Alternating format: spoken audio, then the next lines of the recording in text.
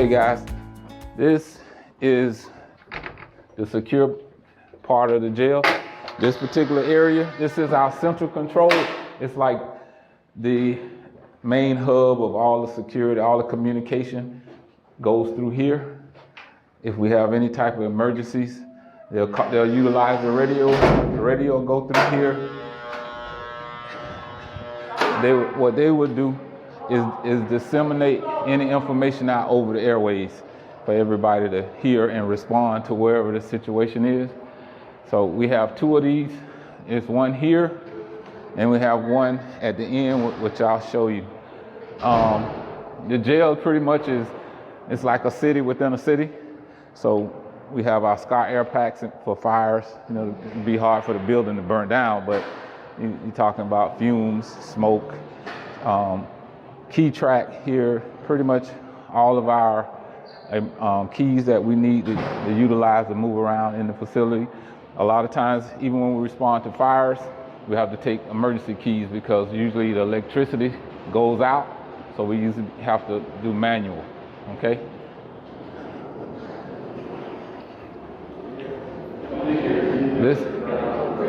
This particular hallway is not used by inmates. It's only deputies. We have maybe public defenders, attorneys. They'll use this hallway, but no access by any inmates for this hallway. This is our other control room. This intake control. So 1 hour on each shift. They shift the responsibility from that control room to this control room. So anything that happens within that 1 hour, this particular control room will take over, okay? And you can see more Sky air packs, another key track. You can follow me. Okay, the side I'm taking you on right now is the female holding. Usually we go on the other side, but usually they have inmates over there, so to keep the exposure down, we'll bring you over on the female side. It's pretty much sort of more of a storage area over here, but we pretty much can do the same things we do on the other side. Usually this side is made up for high profile inmates or individuals. We brought Tiger Woods over here. We brought Vanilla Ice over on this side. And what that does, it keeps down the exposure from the inmate population that's over there. So we'll process them. If it's a situation where they're getting released, we'll process them here and take them upstairs and process them out. So, but if they're staying, we'll process them here, change them out, and then we'll take them to whatever the housing area that they're gonna be housed. Because usually, just case in point, DUIs, they have to stay here for 8 hours before they can get out. It's an OR release, but they have to stay here for 8 hours. So we'll probably leave them down here on this side, depending on how long it was that the officer had them out on the street, and that 8 hours start, okay? So going out through this side, we're just pretty much gonna give you the process of when a person is arrested. Here in Palm Beach County, we go from Boca all the way to Jupiter. They'll come to this jail, okay? I think from Royal Palm area, certain parts of Royal Palm, maybe State Road 7, they may take them out west because we have a second jail in Belgrade, so they'll take them out there to be housed. You can come through.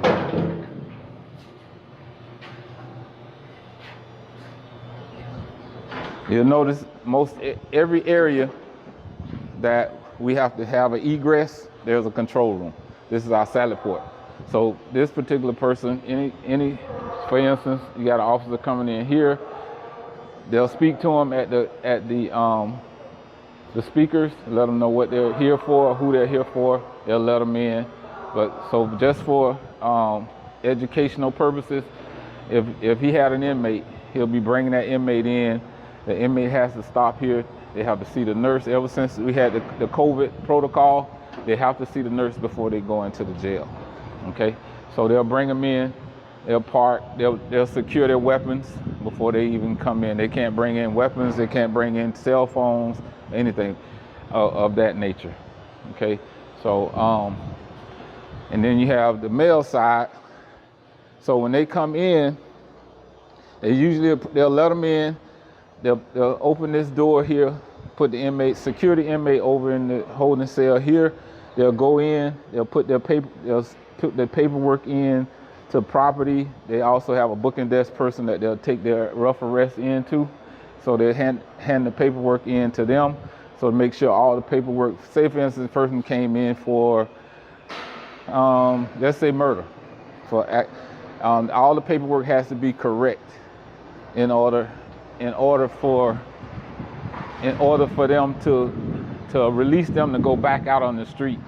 Because once the officer leaves his paperwork, and if it's not correct, it's going to be hard to retreat for him to go out and come back, because now he's going back out to patrol. So it'll be hard to get back. That's why they have to make sure the paperwork is good before they let them go.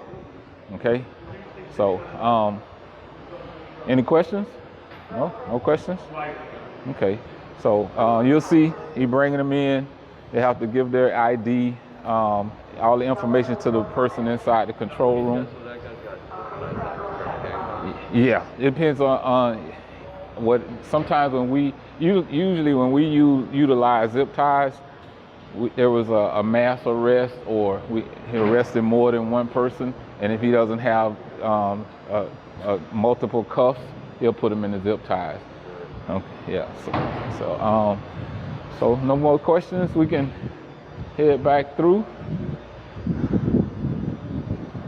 This is made up pretty much the same as over there. The property, even though it's not utilized as much, but everything is funneled that side. So, but it's pretty much, it mimics that side of the building.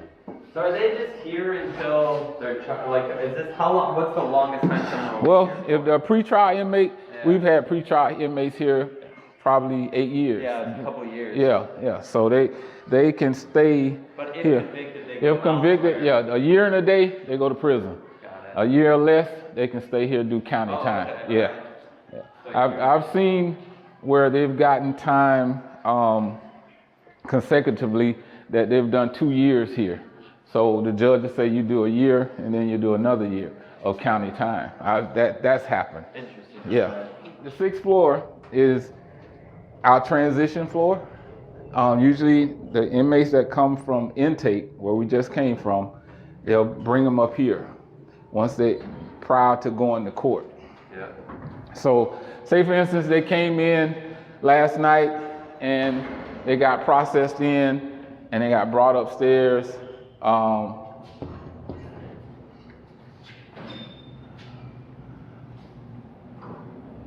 This guy, he's a trustee, so he has county time. So you'll see the difference in the uniform. It's brown uniforms. Okay. So this is the transition floor. You have the felons that come in from downstairs here. You have the misdemeanors over here. So you can see the open bay dorms here, how it is. That it's direct supervision, as what we call the deputy. It's usually one deputy to 64 inmates. Wow. So just imagine if we have an emergency. You only got one guy? One person, it's 2 dorms, one to each dorm. So you got 128 inmates between 2 deputies. So if there's an emergency and one of them respond to wherever the emergency is, now you got 1 person to 128. Wow, that seems like a ratio. Yeah. So, but usually from intake, they'll come up. The court deputies will come in here to either this cell, that cell, and pick up the individual inmates that are going to court the next day. You also have classification coming up. They'll classify them. But this is pretty much like a holding cell before they send them. They sleep in there? Yes. See the bunks in the very back? Yes. Yeah. They got upstairs and downstairs. And it's pretty much the same way on both sides. This one seems like it's closed. No, let's see. Yeah, let's see. Yeah, so we can go in there.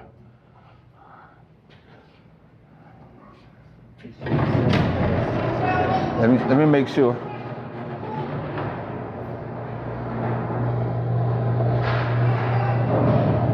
Yeah, it's closed.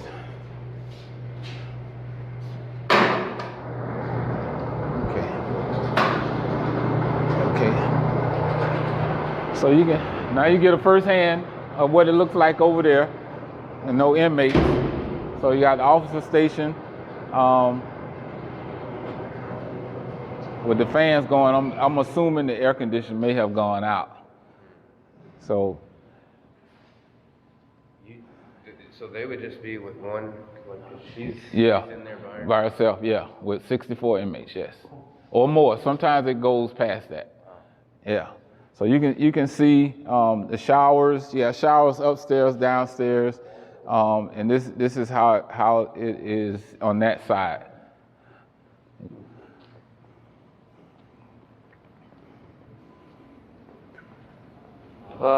Teaches you to be a good, responsible Citizen, absolutely. So do you have, it's called a CERT team, a special response Well, team? that's who I'm the supervisor of that The team. CERT team? Yes. Yeah. Do you guys know the Yeah. acronym for, do you know what CERT? It's an acronym. Yeah. Corrections Emergency Response Team. Yeah. Yeah. Right. Today they're in training from 8 to. They're doing a class on law enforcement suicide. So from 8 to 12. Like exactly like the Holocaust camp over. Really?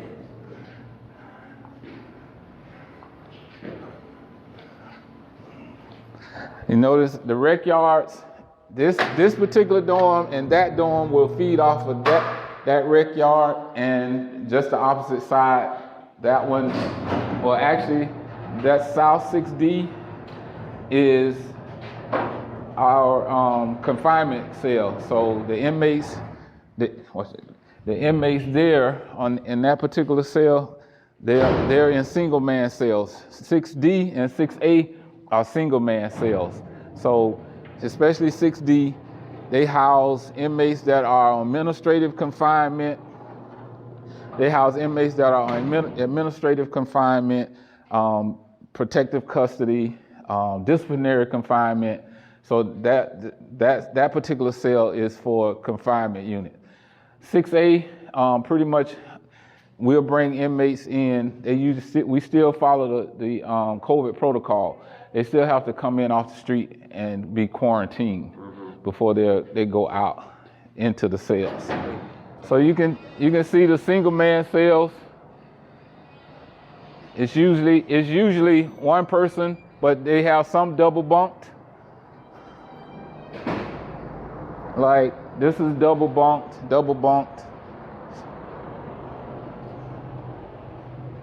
So you can see the difference in the open dorm, direct supervision, to this one. They have to pop the doors for the inmates to come out, where those inmates are running free. Yeah. So one deputy, usually in this particular dorm, if you have one deputy, usually will bring another deputy in to help feed, so they won't have to do it all. Your team, your CERT team, you have it, thankfully not a lot, right? Well, we respond to all incidents, but for as us having to really engage and go hands-on or utilize our weapons, it's few and far between. But you're the CERT sergeant? Then? Yes.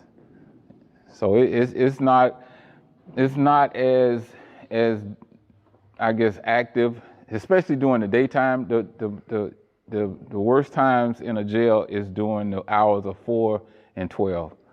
So that's when all the activity is. Midnights, you have midnight to 8, inmates are asleep. They get up maybe 4 o'clock in the morning to eat. And some prepare to go to court, but for the most part, it's quiet. Then you have the day shift, a lot of activity move around with, court, and then just they're up. But it's for that whatever reason, it's for that 4 to 12 time is a time where we really get a lot of activity. that we have a lot of gang issues, so you got gang stuff going on. You have canteen days where inmates buy canteen, so now you have other inmates wanting to take their canteen.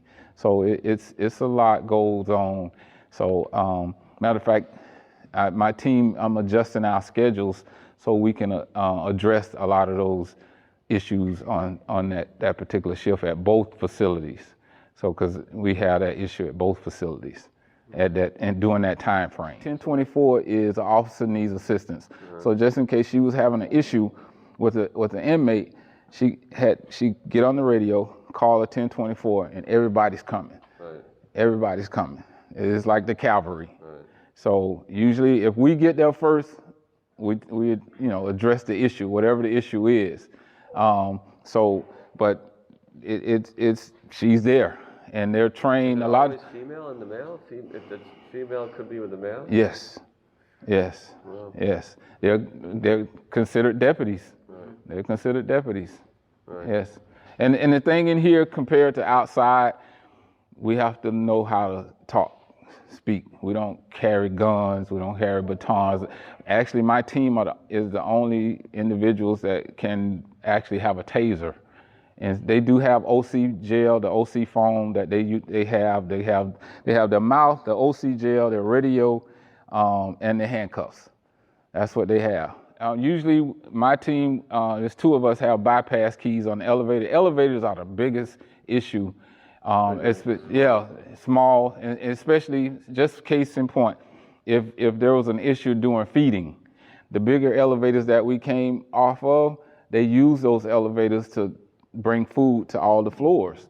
So now if you have the usage, now the time slows. So the individuals coming from, say, the west side, because we have 3 towers. We're in the south tower right now. And then you have the east tower, which is right now is closed down for construction. And then you have the west side. So they'll be coming, and we have another set of elevators on the west side. They're smaller. We just came up on the larger elevators. But so it's all about the elevators. Well, you can see a lot of the phone usage now is they can utilize this to print out, well, not print out, but make phone calls, request law library information. They can also put in inmate requests through this. Everything even though we still have the paper, they can do it electronically. Okay, those monitors, those are for visitation. So we have a visitation hub out behind BJ's and behind it's a juvenile center right next to it. That's where the family members will go there, and they'll talk to them. We'll bring inmates from their cells, and they'll be able to talk to them. Visitation, matter of fact, it's Thursday, Friday, Saturday, and Sunday. So inmates can get up to 2 hours a week of visitation with their loved ones, and it's via video. Yes. If you see how we came off in the middle, that has no access to inmates. This is the east side. So this is the side that I was saying that's closed down for construction. What they're doing, they're putting video on that side, because the jail in Belgrade is all video. And when they built that jail, it was already built up with that in mind. So I think we've been down probably two years or so or more on the east side. So now you can see it's like you got the middle. Now we'll go to the west side. So these are the smaller elevators I was telling you about. Yeah. So can you imagine if you get that signal and a bunch of people trying to load up on these smaller elevators? Yeah. But that's what you have when, say, during feeding time, they're utilizing the larger elevators for feeding. What are the air canisters? Is that the Sky Air Packs? Yes. Okay, so the west side, we house, the females are on the 5th and 6th floors. We do house females, not as many as males, and that's throughout both facilities. I guess Females don't come to jail as much as guys, but our population in females are always down. Where's one? No, we're going here. You got it? You good, sir? Yes. You say West 1, Bravo.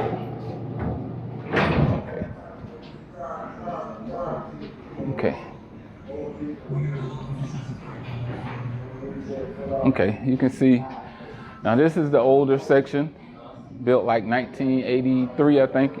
So you can see the difference between the South Tower, which is the newer tower, and the older section, and the way it looks, and the bars.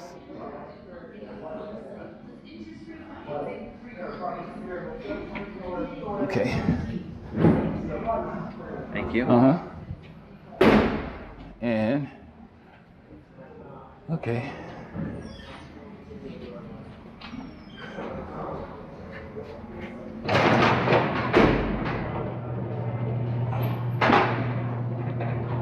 Okay, you can,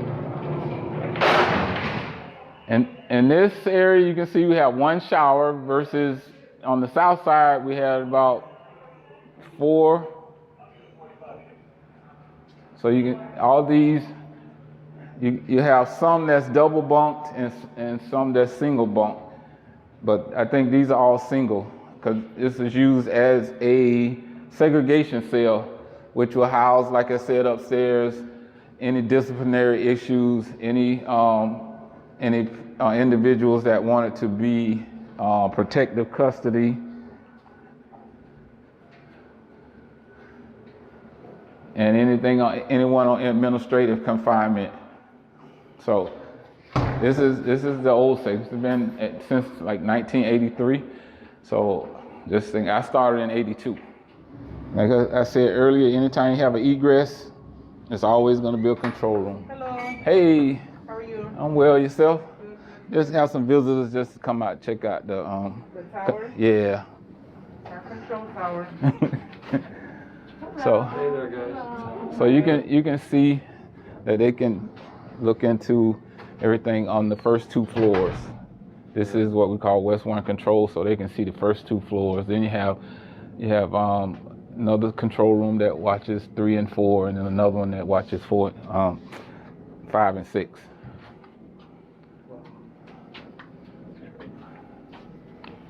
So you guys, are they watching it on video or visually? Visually, yes. That that's going to be on the east side. That where the cameras are now being inside the cell. Like where we walked in, they have cameras up. So as soon as you walk, they'll have the monitors inside the control room that they can. This seems circa 1980. Yeah, yeah. So. Yeah. From the moment that you walk up those stairs. Yeah. So it's going to be a vast improvement from this to then on the east side. Yeah. Thank you. Have a good night. So this is our court area. So these are our enclosures. This area you hardly ever use. If you remember up on South 6D, those individual inmates do not use the rec yards there. They bring them down here. It's called what they call by self rec. So they'll individually put one in each area enclosure, and then they'll have their hour outside in the, They have an hour a day? Yeah. So it's like one big circle. So we're back to where we started from, the control room. So you can do this. It's like even from the east side, it's one big circle. Once you go down this way and make that turn, you can come right back here and same thing that way. Yeah. So, and before I take you out, I'll show you the third office. This is our office. It's my office. When my guys are here, this is their station. We also have a K9 single-purpose drug dog that we utilize as well, Dragon. So, and That's Sergeant McGuckin. Sarge? So this is our bat cave, so to speak. So that's your restraint chair? That's a transport chair. Yeah. It's pretty much with that one. It's not something we have to consider a use of control. We just put an individual that doesn't want to walk. Okay. We put them in and we just wheel them to wherever they want to go. The restraint chair I could have showed you down when we went to on the intake side, but it's built a little different, and they strap them in. And years ago, we fed them with regular spoons, household spoons, forks. They were able to wear their own shoes in here, so they eliminated all that over the years. So this is what you see from the past. We're back where we started. Thank you for keeping everyone safe and your team. You're very welcome. Thank you for your law enforcement over the years. Yes, you're welcome. Thank you. Yes, sir. Well, it was good meeting you guys. Thank you very much, All Sarge. right, appreciate it. Thank you so All right, much. you're very welcome. Thank you. All right, Nice to meet you. all right, all right, Miguel.